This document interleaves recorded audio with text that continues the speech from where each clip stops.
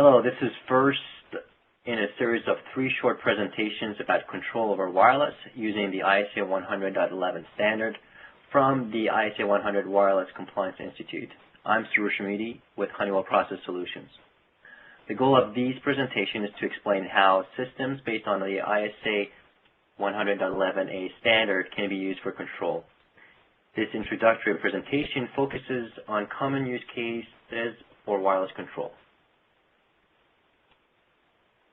When people talk about wireless control, they usually cite one of or all of these 3 key benefits: improved reliability, improved control, and cost savings.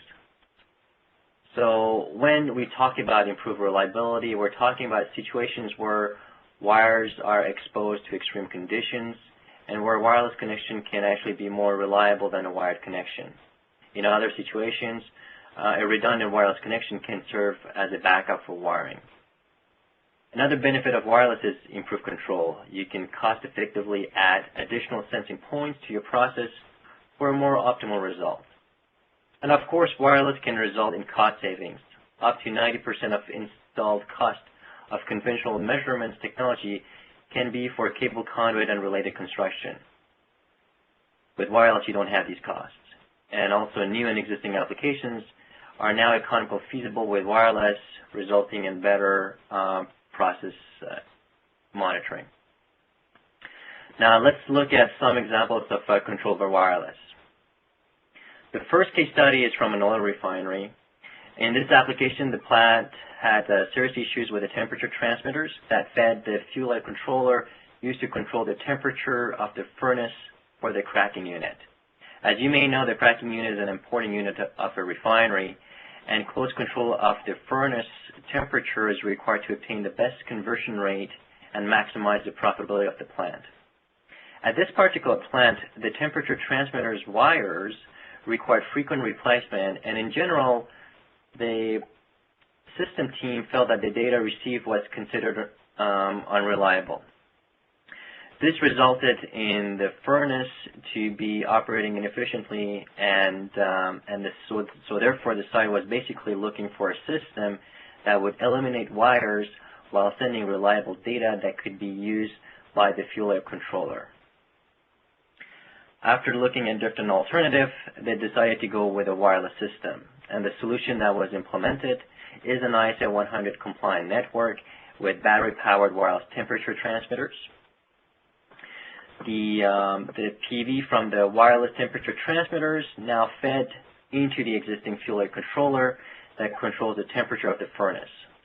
So basically, in this particular case, we are using wireless data in a closed-loop control, meaning that you have data being sent by the wireless temperature transmitter feeding into the airflow controller, which then manages the temperature at the furnace. Now, you may have noticed that the picture used in this slide does not look like a refinery. It's actually from a steel plant where they also replaced the wire transmitters with wireless as the cables kept melting. In fact, steel plants are actually big users of wireless technology for various applications, including control. Now, let's go to the second example. This time, it's from a chemical manufacturer. In this application, holding tanks needed to maintain an appropriate level of bitumen. Improved insight to the tank levels leads to more efficient inventory management, and the site was, before implementing any system, used to do that manually. So they used to manually read the level and use the data to control the bitumen level within the tanks. They wanted to automate the process, and again, in this particular case, the solution that was installed is an ISA 100 wireless network with wireless level indicators. I believe that they use differential pressure gauges in this case. And then the level indication is sent continuously via these wireless transmitters to the console operator, and then he manages the bitumen level using the data. Again, the main benefit here is more input, resulting in better management of the bitumen inventory in these tanks. This is an example of wireless used in an open loop control where a control operator will decide when to open and close the valve to control the bitumen level. And so this example shows that the operator is basically trusting the data coming from its wireless transmitters. Now that we reviewed some simple case studies and benefits, let's review a more general picture of the control over wireless, which you see here on your screen. This slide shows a typical physical configuration of a wireless control system. On the left, we have a wireless pressure sensor on the top and the wireless positioner at the bottom. They both connect redundantly to an IP backbone. Once the message is on the backbone, it connects quickly and very reliably through an ISA100 gateway to a controller. And typically when people think about wireless control, they usually imagine something like this picture. In this picture, you will notice that we show one wireless hub between the wireless devices and the high-performance backbone, which can be either wired or wireless backbone. This is a typical configuration for a wireless control system where we take advantage of a high-speed backbone. And typically think of when you want to do control, you want to get from point A to point B very quickly. So if you're driving, you take the on-ramp to a highway to go as fast as possible to your final destination. And that's what the backbone provides to wireless systems. Now, if we go to the next slide, this slide shows the data flow. So again, you have a process variable, pressure in this case, which is published to the controller. Based on this input and other considerations, then the controller sends a manipulated value to the positioner, and the positioner sends the actual position to the controller. And all this needs to happen on time scale required by the process, such as 1 or 2 seconds. Now, if we go to the next slide, in the real world, a solution does not have to be 100% wireless. So you can have the input device being wireless and the output device being wired, or vice versa.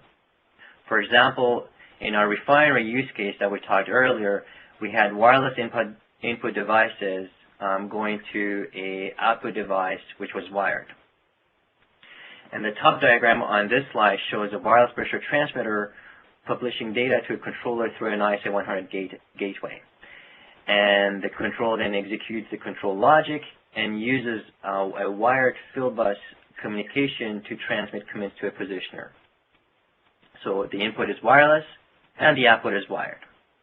In the second diagram at the lower portion of this slide, we show the reverse. On the right, a wired input transmitter sends the data to a controller where the control logic is executed, and then actuation occurs over a wireless link through an ISA100 gateway.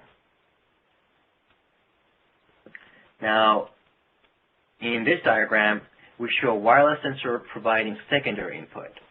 On the right, the primary input is wired and the output is also wired. On the left, a wireless sensor provides a secondary input that might be otherwise unavailable. Now, there are various other ways to combine wired and wireless, but these diagrams hopefully provide you a good illustration of the range of realistic possibilities that are being implemented today in the field. Now, to summarize, let's look at why, again, plants are using wireless for control, again, either open or closed loop control. And recapping of what we said earlier for improved reliability, improved control, and cost savings. So again, first, as we saw in the bitumen example, there are definitely situations where a strong wireless connection is actually more reliable than a troubled some wired connection. In those cases, you might replace wired sensors with wireless counterparts. And alternatively, it might make sense to add a wireless sensor that can serve as a backup if the wired connection fails. Second, we saw examples where wireless is used for secondary input to optimize an existing wired process.